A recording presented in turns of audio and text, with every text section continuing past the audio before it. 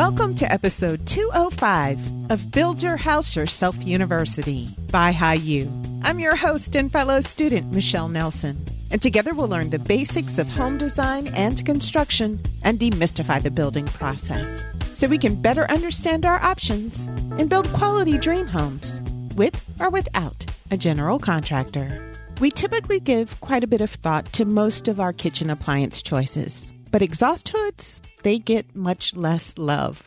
Most people don't give range hoods the attention they deserve. They might think some about the aesthetic design of the range hood, but not a lot of people think through how to size and position their hood, or what features they should look for in a hood that will give them the perfect balance of suction power and quietness.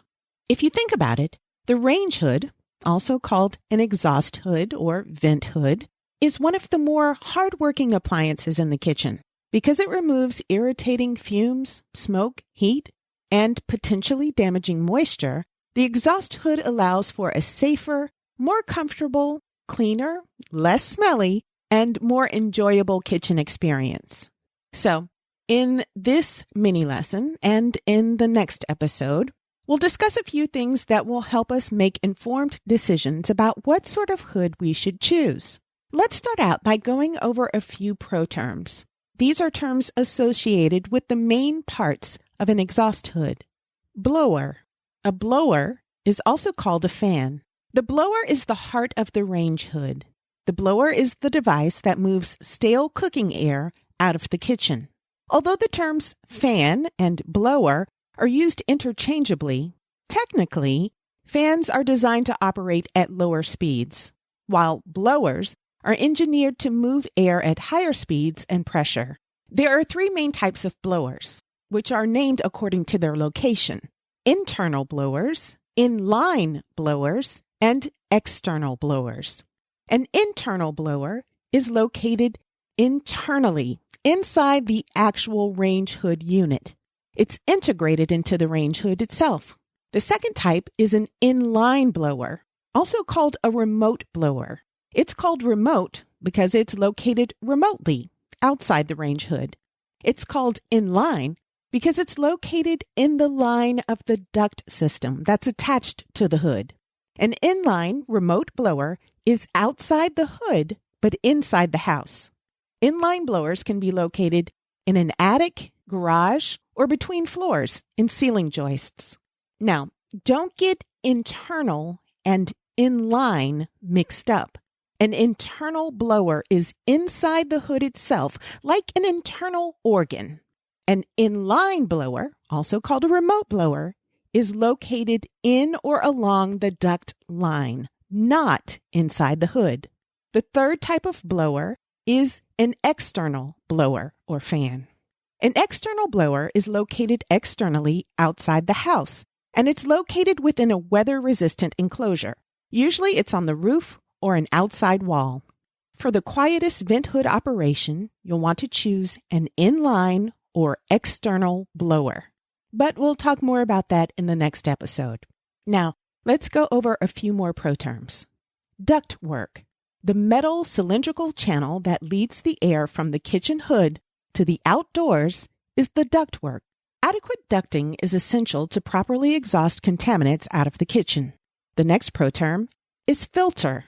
The filter traps grease and food particles before they can reach the blower or ductwork.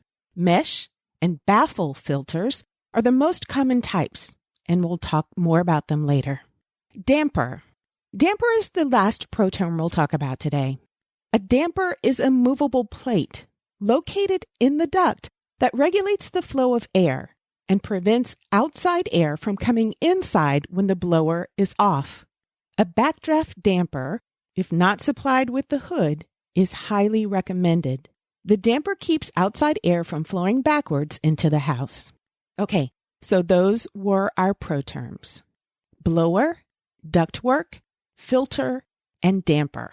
Before we move on, I want to say welcome to all our new listeners, and thank you, all of our long-term listeners. I know this has been a challenging time, and I appreciate you taking part of your day to listen to my little show. And special thanks to all of you who've given the show stellar reviews. We've gotten several new 5-star ratings and reviews over the past couple of weeks.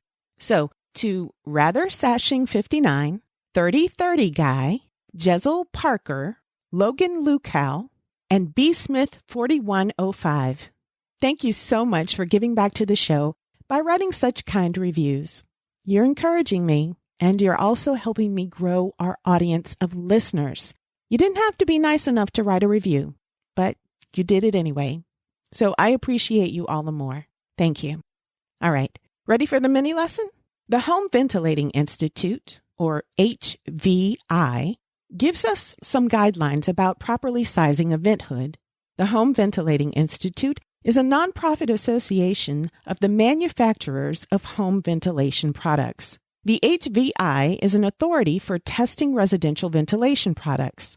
Products displaying the HVI certified label have been independently tested and certified to verify that they meet specific industry standards.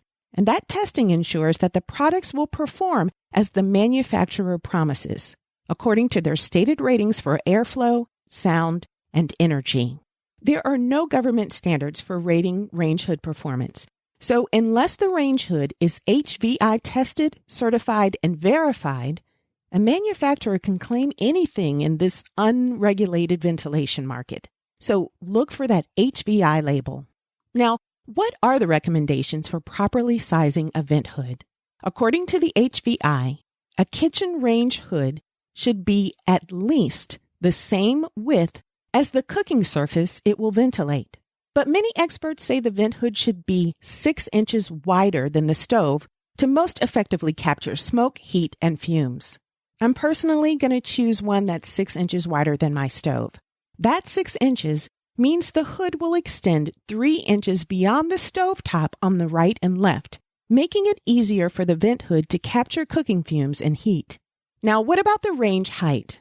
The hood, according to HVI, should be mounted directly over the stovetop at a height of 18 to 30 inches above the burners. Many local building codes specify the height of the range in their areas. Many local building codes specify the height of the range hood in their local areas. The ideal depth of the hood, from front to back, should cover all the back burners and at least half of all the front burners. But the hood should probably not be the full depth of the stove. Otherwise, you'll bump your head on the hood when you're cooking. If you or your spouse or anyone in your house is over 6 feet tall, install your vent hood at the highest level recommended by the hood manufacturer and allowed by your local building code authorities. Lower hood heights could obstruct the view of taller cooks. If you do raise the height of your range hood, you may need a slightly more powerful blower to effectively pull out steam, heat, and grease. Okay, so we talked about the 3 kinds of blowers or fans that hoods use to suck stale air in. And remember, those are internal, inline, and external. Now let's go over the ways the vent hood gets rid of stale air. Exhaust hoods can be ducted, ductless, and convertible. Ducted hoods take stale kitchen air to the outside of your home. Ducted hoods are the best option for optimally removing cooking contaminants, heat, steam, and odors. A ducted vent is what you want. Ductless or non-vented hoods recirculate air through a filter to remove odors without ducting. Ductless hoods, also called recirculating hoods, provide no real ventilation. They simply collect, filter, and then recirculate air collected from the cooktop. These non-ducted exhaust hoods are typically found below over-the-range microwaves. They don't typically reduce moisture and have very limited value in managing odors.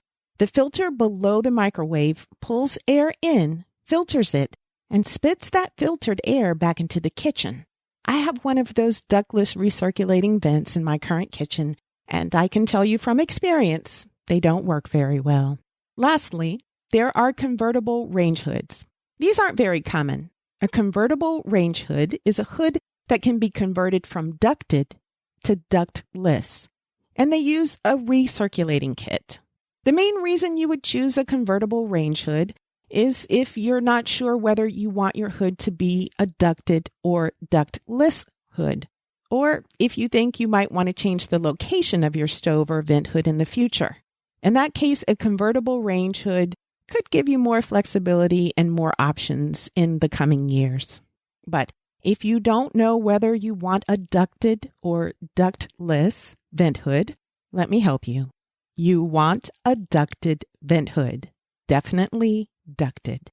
Now, you know that with almost everything, I tell you to do what's best for you. But in the case of vent hoods, I strongly recommend that you go with a ducted range hood that takes stale kitchen air to the outdoors.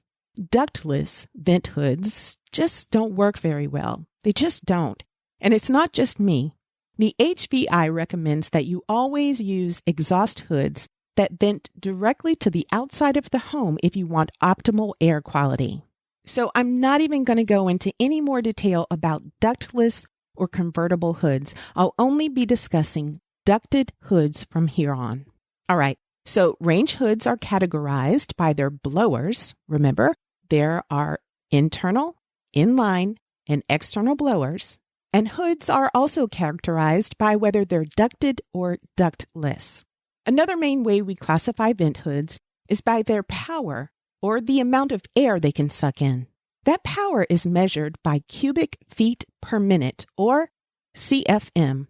You want to choose an exhaust hood with an appropriate number of CFMs for your stove and cooking habits.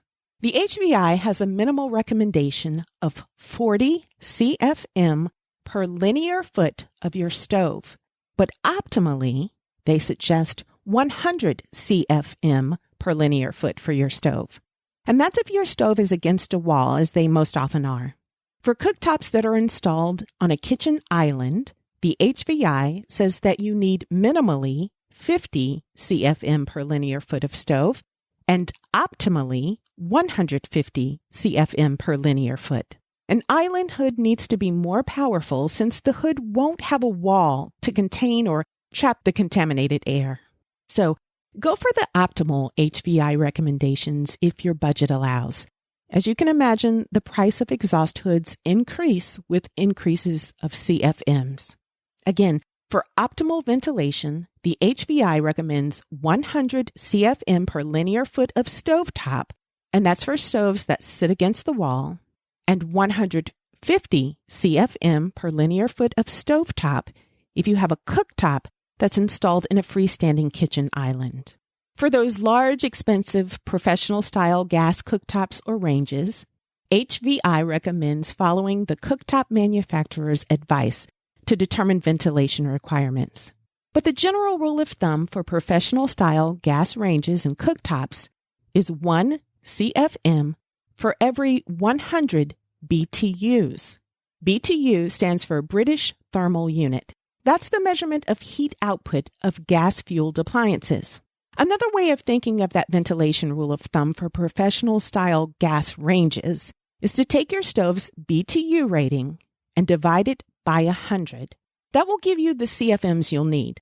For example, a 30,000 BTU professional-style stove would require a vent hood with a minimum of 300 CFMs. And if there's a grill or griddle on your cooktop or range, you should add 200 CFM to that estimate. Note that there are some challenges with high CFM range hoods. Not only are high CFM hoods more expensive, but as those powerful hoods draw large amounts of air out of your house, they'll need a makeup air system to replace all the stale air that's been removed.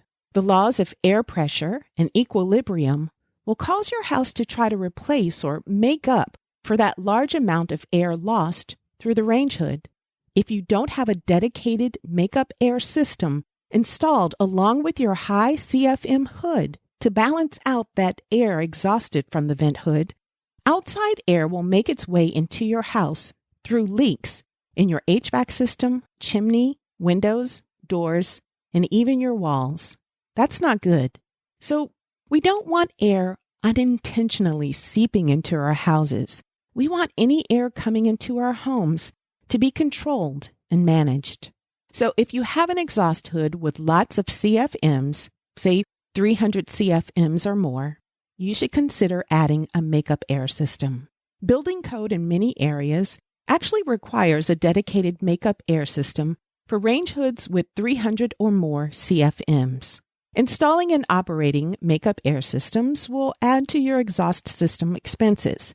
These added expenses include an electric heater to warm the incoming air when operating the range hood in colder climates. Choosing a more powerful exhaust fan than recommended probably won't damage anything as long as you have the appropriate makeup air system installed. But I wanted you to know about the added expenses. Interestingly, Consumer Reports and other experts say that in the case of exhaust hoods, bigger is usually better. An exhaust hood with too few CFMs will not clear the air adequately, causing accumulation of smoke, heat, moisture, and odors in your kitchen, and grease and grime on your kitchen surfaces. Ultimately, the HVI recommends using the stove manufacturer's ventilation recommendations.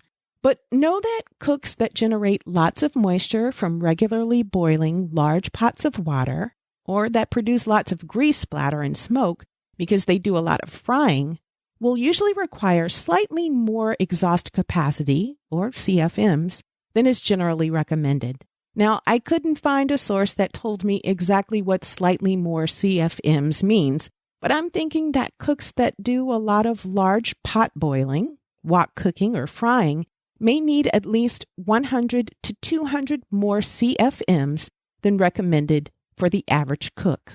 I'll include an online calculator in the show notes that'll give you a more specific recommendation for the number of CFMs you'll need for your specific situation, including the size of your kitchen and the size of your range. Well, that's it for the lesson. Before we go, let's do a couple of quiz questions to review some key points. True or false? This is a tricky one, so listen carefully. An internal blower is also called a remote blower. An internal blower is located outside of the hood, along the line of the duct system. An internal blower can be located in an attic, garage, or between floors. That's false.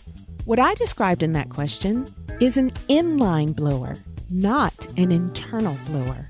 An internal blower is located inside the vent hood, like an internal organ. An external blower is located outside the house, either on the roof or on an outside wall. Because they're located outside of the vent hood, both inline and external blowers give you a quieter exhaust hood. More on what we can do for quieter ventilation in a couple of weeks. And question number 2. True or false? For optimal ventilation, the Home Ventilating Institute recommends 100 CFMs per linear foot of stovetop if that stovetop is located against the wall. And they recommend 150 CFMs per linear foot of stovetop if the stovetop is in a kitchen island. That's true. That's true for non-professional style stoves. For professional style gas stoves, HVI recommends following the manufacturer's guidelines. Well, that's all I have for this week. In the next episode, we'll talk more about vent hood features, and specifically we'll go into what we can do to make our vent hoods quieter. That's really important in times in open concept kitchens where we'll be talking to family and friends while we're cooking or in the kitchen. That's all I have for you. I hope you learned as much as I did. And I hope you'll join me again next time for the next episode of Build Your House Yourself University. BYHYU. Please remember that the purpose of this podcast is simply to educate and inform. It's not a substitute for professional advice. The information that you hear is based only on the opinions, research, and experiences of my guests and myself. That information might be incomplete, it's subject to change, and it may not apply to your project. In addition, building codes and requirements vary from region to region, so always consult a professional about specific recommendations for your home.